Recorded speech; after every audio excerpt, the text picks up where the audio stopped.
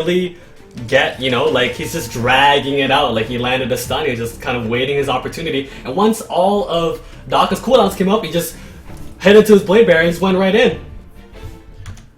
And this is I haven't seen too many Blade Dancer versus Kung Fu Master matchups, but in terms of how you would typically expect the matchup to go and how the matchup plays out, which class do you think has a favor, and what do you think is missing in this match? I really feel like it's not as bad as I guess this match is making it out to be. I mean, it really, and this match is kind of showing how much better LBM is versus KFM, but at the same, KFM has a really good chance against Blade Dancer. Surprisingly enough, it's just the fact that I feel like Laguna isn't giving us 100%. He actually was talking in the middle of the game there.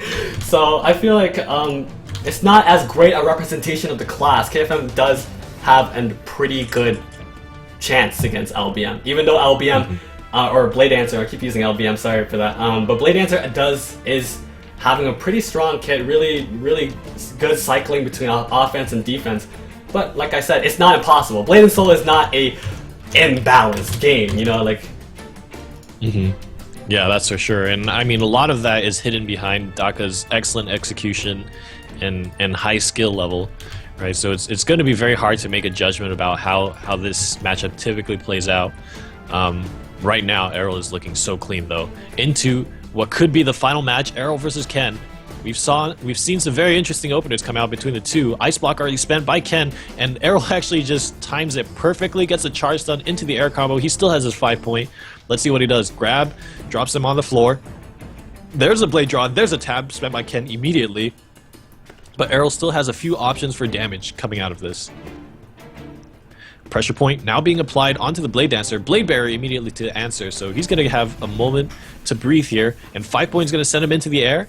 And no tab available for the Kung Fu Master, and this could be really bad. He opts for the slow get up, re-knockdown, there's a counter, use a pairing strikes, avoids the daze, and the grab actually gets sidestepped, and there's the there's this chance to actually come back here, but Errol finally managing to blow his tab.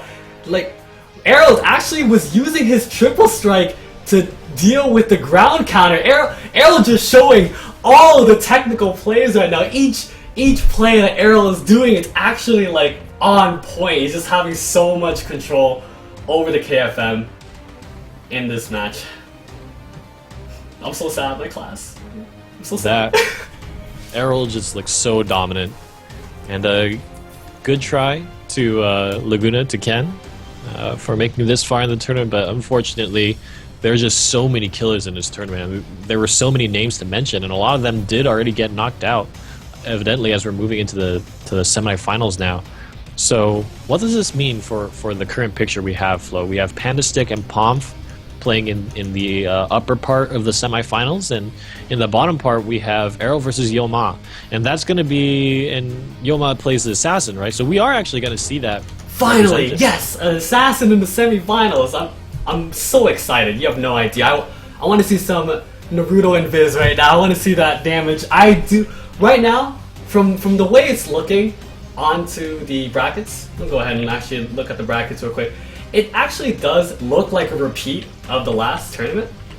I don't know why that actually is popping up. All right, so before we head straight into the semifinals, though, we have actually the man who is knocked out in the quarterfinals, put to a stop by our previous tournament winner, Pomf. We have Enda joining us. Enda, how are you doing, man? I'm decent, man. I'm a little sad, but you're decent. One of us had to win. Decent, a little bit sad, and I don't know, man. I felt like it was a really good match. There was some good back and forth, but Pomf, what do you think about how Pomf played? First of all, what are your thoughts? I think Pomf, one of the strongest qualities of me and Pomf is our adaptation. I think Pomf just adapted better. He adapted to my aggression. He adapted to mistakes I was making, blah blah, and he capitalized really hard on them. One match I lost, I just tilted 2 rounds in a row, but the third match I played decent, and he still just I don't know, he right. held through. I saw you going back and forth between blue buff and red buff, and at first it seemed like it was working out really well for you. I mean, you were doing really well with that, but it seemed like Pomf just suddenly didn't really matter to him. He just seemed invulnerable after a certain point. Yeah, it's like the funny, like I play Pomp so much in like Spars, and recently I played Pomp last night a bunch of times, and I was doing the same thing, and I actually won like our series last night, and the mix-up just like, it confuses him because he can't commit to damage if I have Fort, like he can't completely commit to like a draw stance because he doesn't know if I'm gonna just instantly Fort charge him, but he just went completely YOLO. Like I had Rage some games, he YOLO'd me, and I had Fort some games, and he YOLO'd me too, so I don't know, I just didn't play up to my game. All right. Well, The end of Endo, boys. Yeah, end of Endo, man. No, but for real though, in all honesty, man, you played really good. Like the first, like it was clear right off the bat. You knew what he was capable of. You played the first few rounds and you got the first set, and it was just everything was in your favor, man. Like I saw the mix-ups between switching between Fort and Rage, and I don't know exactly what happened. It was kind of you kind of got narrowed into a corner, and you kind of were forced to like commit to blue the majority of the time. Yeah.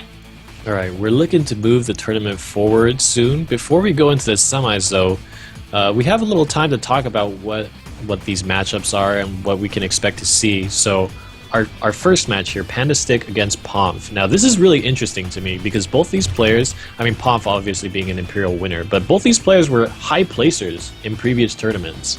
And Panda Stick, you know, I don't think he participated in the third Imperial tournament, so he wasn't represented there, and I can't remember if he did for the second one either.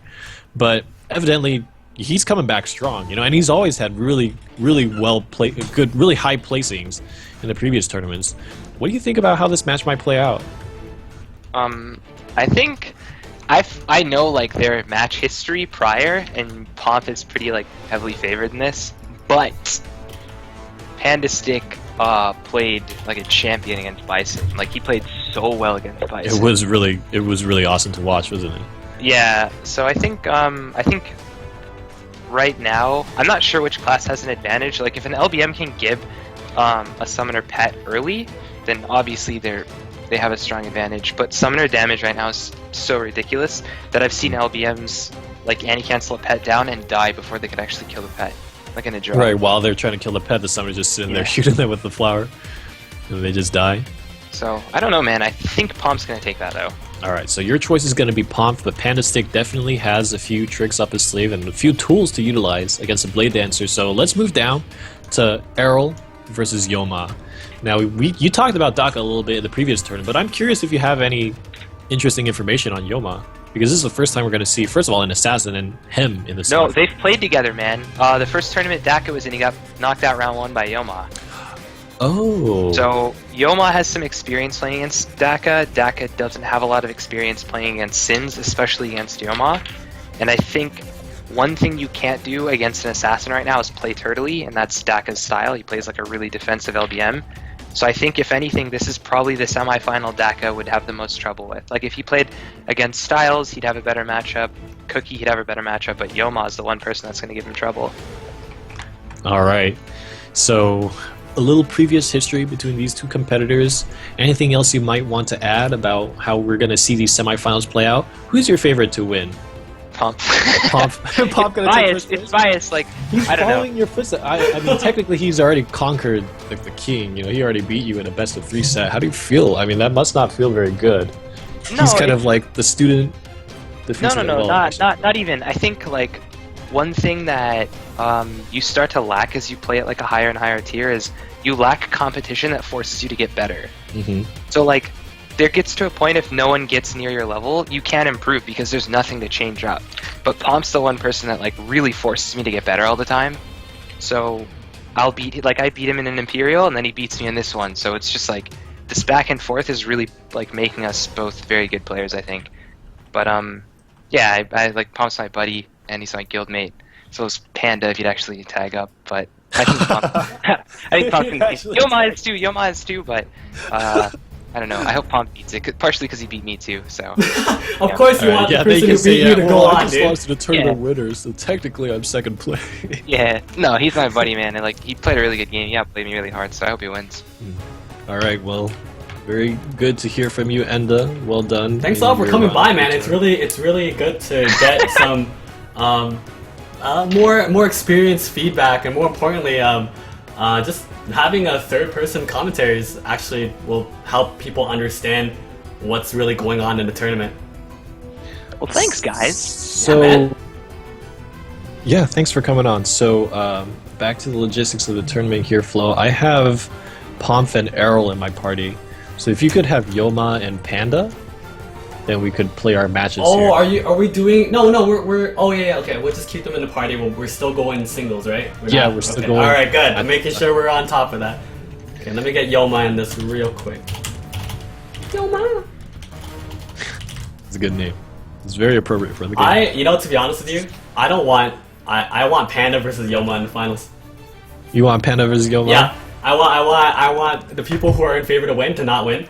I suppose that makes sense because they're both blade dancers, huh? And then in the finals, I want Yoma to overcome a summoner, so that to show that assassins can beat summoners. That's my hope, my ideal. Two classes that aren't in the previous NA finals. Well, actually, Panda Stick was in the first finals, right? Just having more variety rather than, just the same people in the finals. Alright, Yoma is actually restarting his computer, so we can actually get the match started between Pomf and Panda if you have somebody else sitting in your party. Maybe I would like one. Enda or something. Like, invite Enda into the party or something like that so we can get the match started. Hold on a second.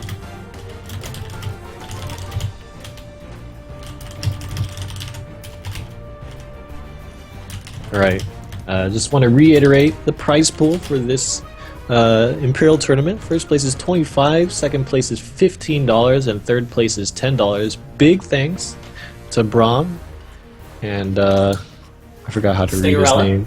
And big thanks to you guys for checking out the stream too. Every time that you guys come by to check out the stream, it's helping us grow. If you haven't already, hit that follow button. We have a giveaway right after the tournament is finished, so I hope you guys are having a lot of fun, because I am. Even though I'm new at this, I'm new to Imperial, I hope that you guys are enjoying me even mildly, you know what I mean? So yeah, I think that we should, playing you versus...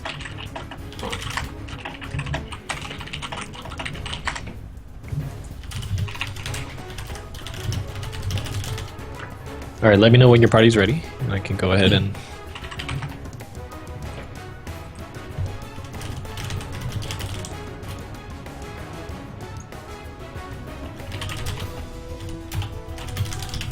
Alright, just for future reference for people, all future tournaments, we are streaming the quarterfinals. If you're going to be participating in future weekly Imperial tournaments, make sure to pause when you meet the quarters. I understand that you guys are all fans joke and you want to keep going, and but for the sake of the growth of the stream and for the sake of growing the scene overall, I would appreciate it if you guys